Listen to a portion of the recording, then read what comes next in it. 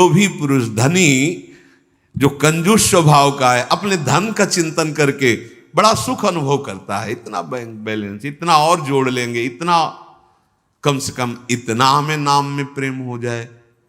गोस्वामी जी कह रहे, जो गुरुदेव भगवान को प्रणाम करते समय, प्रभु का नाम सुमिरन करते समय और दूसरे की सेवा का अवसर आने के समय उत्साहित नहीं हो जाते हैं, एक प्रफुल्लता, अहो भाग्य, गुरु चरणों में प्रणत होने का सौभाग्य, अहो भाग्य, आज इस बीमार शरीर की सेवा करने का सौभाग्य, अहो भाग्य, आज हमें भगवत यश गाने का सौभाग्य, नाम कीर्तन करने का सौभाग्य।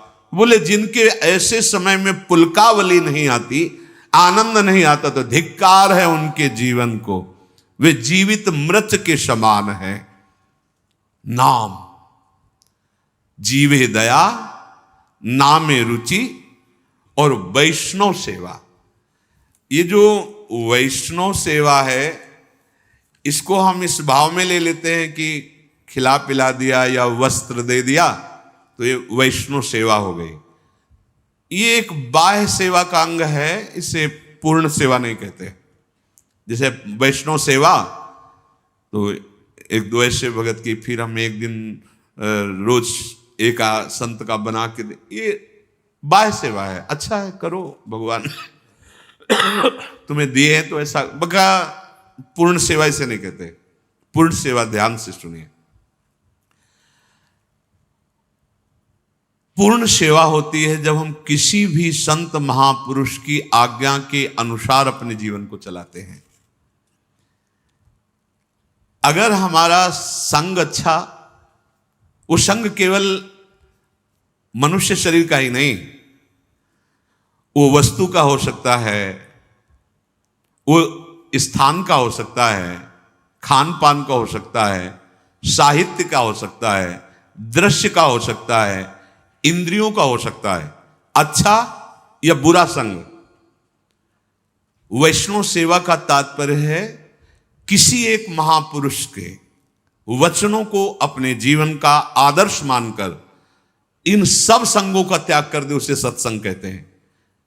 क्या संग? वस्तु, खान पान, स्थान, साहित्य, दृश्य, इंद्रिय चेष्टा, जो हमें प्रभु से विमुख कर दे, वो वस्तु, वो खान पान, वो दृश्य, वो साहित्य, वो संग, वो स्थान, वो बुरा है, वो असत संग है। वो कोई भी हो, किसी भी वेश में हो, बहुत ध्यान से देखना।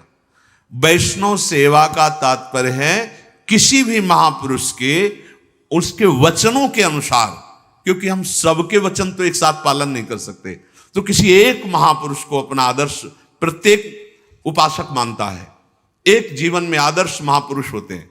जैसे सन्यास मार्ग में चले तो पूज्यपाद सिउड़िया बाबा जी, सबकी सुनना है, पर साथ में जैसे औषधि रखी जाती है, ऐसे पूज्यपाद उड़िया बाबा के उपदेश नामक ग्रंथ जीवन में साथ रहा है। ब्रह्मचर्य से लेकर सन्यास मार्ग तक जीवन, कहीं भी तो वो तत्काल सिद्धांत उसको सामने नहीं, गलत, बाबा ने सब बाबा के वचनों। और जब भक्ति मार्ग में कदम उठा तो पूज्य भाई से ही श्री हनुमान प्रसाद पोद्दार जी महाराज, आदर्श, एक भी शब्द का आज तक कोई संशय नहीं। भाई जी के वचन, पूज्य पाद उड़िया बाबा। और जब नित्य विहार रस तो पूज्य सदगुरुदेव भगवान। एक भी आचरण, एक भी सेकंड के लिए विश्ववर संग रहे, कहीं कोई शास्त्र प्रतिकूल आचरण नहीं। मेरे गुरुदेव इसलिए कह रहा हूं, ऐसा नहीं। भगवत कृपा से बचपन से बड़े बड़े संतों का संग हुआ। नित्य विहार रस की उपासना की सर्वोपरि ऊंचाई पर पहुंचे हुए महापुरुष, और एक सेकंड के लिए कभी शास्त्र से विपरीत आचरण नहीं देखा। सदगुरुदेव भगवान परम अकिंचन प्रिय हरि के रे, सहचर्य भाव में स्थित महा। तो कोई न कोई महापुरुष अपने जीवन का आदर्श होता है। सबसे बड़ी वैष्णव सेवा किसी भी महापुरुष को अपने जीवन का आदर्श बनाकर उनकी आज्ञा के अनुसार चलना। इस कसौटी पर कस के देखिए, या तब वैष्णव सेवा मानी जाएगी। कोई भी स्थान, खान पान, साहित्य, दृश्य, इंद्रियों की चेष्टा, जो मुझे किसी भी आदर्श जिसको हमने माना है महापुरुष उसके विपरीत ले जाए, वो सब कुसंग, चाहे वो वस्तु, व्यक्ति, स्थान, ग्रंथ, पंथ, कुछ भी हो, जो आदेश मिला है गुरुजनों उसके अनुसार, जिस वस्तु के सेवन से, जिस व्यक्ति के संग से, जिसके पढ़ने से, जिसके देखने से, जिससे व्यवहार करने से हमें प्रभु की याद बढ़ रही है और अपने आदर्श महापुरुष की आज्ञा पालन हो रही है, बस ये हमारा सत्संग हो रहा है, ये हमारा साधु संग हो रहा है। तुलसी सो सब भांति परम हित, पूज्य प्राण ते प्यारो, जासो होए स्नेह राम पद, ये तो मतो हमारो। मीरा जी के लिए ये गोस्वामी जी, तुलसीदास जी ने बहुत ध्यान देने योग्य बात है। तुलसी सो वो वस्तु, वो व्यक्ति, वो स्थान, वो दृश्य, वो साहित्य, वो संग, वो व्यवहार, तुलसी सो सब भांति परम हित, पूज्य प्राण ते प्यारो, जासो होए स्नेह राम पद, ये तो बतो। जिस वस्तु के सेवन से, जिसके संग से, जिसके पठन से हमें प्रभु से प्यार हो जाए, स्नेह राम पद, ये तो यही सबसे बड़ा संग। हम कुसंग का मतलब केवल व्यक्ति का संग समझते हैं, नहीं, हर वस्तु, व्यक्ति, स्थान, वो जिसके संग से हमारे प्रभु प्रीति टूटे, प्रभु का स्मरण छूटे, हमारे गुरुजनों का आदर्श छूटे, जो हमें आज्ञा करी, वो कुसंग है, उसका सर्वतो भाव त्याग कर देना चाहिए।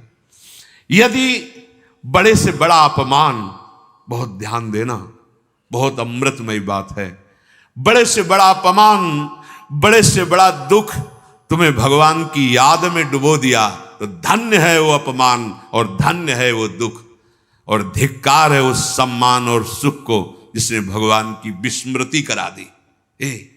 बात पकड़ो। तुलसी सो सब भांति परम हित, पूज्य प्राण ते प्यारो, वही प्राणों से प्यारा। मनो भयानक दुख है, लेकिन राधा राधा राधा तो बलिहार है इस दुख की, जो राधा राधा रटा रहा है। बलिहार है उस तिरस्कार, अपमान, निंदा की, जिसने मुझे भगवान का मार्ग दे दिया, और धिक्कार है उस सम्मान और दुलार और उस प्यार को, जिसने प्रभु से विमुख करके भोगों में फंसा दिया। बात को समझो। साधु सेवा या गुरु सेवा या वैष्णव सेवा का अर्थ क्या है? उनकी आज्ञा पर चलना, और उनकी आज्ञा से हमें कोई गिरा दे, वो कोई भी हो। आप कहें सतबार महेशु, तजौ न नारद कर उपदेशु, ये है साधु सेवा, ये है वैष्णव सेवा। यदि बड़ा से बड़ा दुख हमें हमारे प्रभु हरि के चरणों में बैठाल दे, तो इससे बड़ा सुख क्या हो सकता है? और सच्ची मानो, ये दुख ही एक औषधि ऐसी है जो एक रास्ता खोलती है हरि का, लेकिन माया ऐसे बंद रखती है और इधर ही भटकाती। जब हर जगह ठोकर मिलती है, तब उसे अपने उस यार की याद आती, कोई है जो अहतुकी प्यार करने वाला है। तो कौन है? वो हरि है, वो कृष्ण है। देख लो, जब चिंतामणि की ठोकर लगी तो बिल्व मंगलाचार्य बन गए। हाँ, जहां आसक्ति होती है और वहां अपमान और तिरस्कार मिलता है, तो हरि का दरवाजा खुल जाता है, आ जाओ मेरे पास। कितने कृपालु है। मुझे हृदय से उस परिस्थिति का, उस दुख का, उस अपमान का स्वागत करना है जो मुझे प्रभु की याद में डुबो दे। संसार का बड़ा सा बड़ा सम्मान, भोग, वैभव जो मुझे प्रभु से अलग कर दे, तो जरऊ सो संपत्ति सदन सुख, सुहृद मातु पितु भाई, सन्मुख होत जो राम पद करई न सहस सहाय। आग लगे ऐसी संपत्ति में, ऐसे सम्मान में, ऐसे पद में और ऐसे प्यार दुलार में, चाहे वो कोई भी हो, जो मुझे मेरे भगवान से विमुख कर दे, तो आग लगे ऐसे संबंध में। जरऊ सो संपत्ति सदन सुख, भारी से भारी संपत्ति, भारी से भारी गृह सुख और सुहृद मातु पितु भाई। प्रहलाद जी पिताश्री कह के साष्टांग प्रणाम किए थे हिरण्यकश्यप को। जब वो हरि का द्रोह करने लगे तो दैत्यराज कह के संबोधन के, ए दैत्यराज, बिल्कुल भय नहीं। और चरणों में मस्तक रखने वाले भरत जी ने उन्हीं माता कैकेयी को जब देखा कि हमारे प्राणाराध्य भगवान राम के 14 वर्ष वनवास का वरदान मांगा और मुझे राज्य, तो कहा पापिनी आज के बाद तेरा मुख नहीं देखेंगे। प्रणाम करके पैर छूकर सभा में बैठते थे विभीषण जी। जब राम द्रोही देखा चल पड़े, अब तेरा विनाश निश्चित है। और ललकार करके समरांगण में युद्ध किया, रामादल की तरफ से रावण से युद्ध किया कि नीच पापी, ऐसे शब्दों का संबोधन किया जो विश्व प्रतापी रावण विभीषण जी ने से। परम पूज्य गुरुदेव का पद होता है, जब वामन भगवान के समर्पण के लिए रोक दिया तो गुरुदेव की बात छोड़ दी और भगवान की बात को तजु पिता प्रहलाद विभीषण बंधु